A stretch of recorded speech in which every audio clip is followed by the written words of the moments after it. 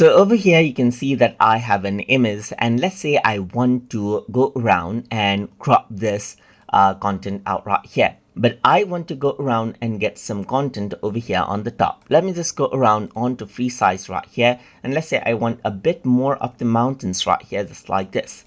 So but there is no content over there. So I want the content to be generated, and in that case what you can do is utilize something called content aware right here, just like this.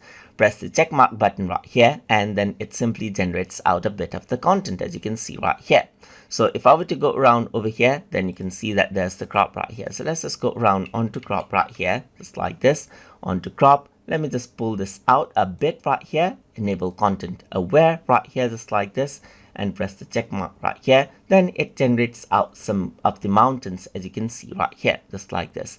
Let's just go around over here onto crop tool again, and then just pull this out right here, press the check mark button right there, and it generates it out. Although not perfect right here, because it uses the same pixels right here. You can see that it tries to blend in with the content right here, which is not there. And that is how you can utilize the content aware crop tool inside a Photopea. So hope you guys learned something as always. And as always, please like, comment, share, and subscribe.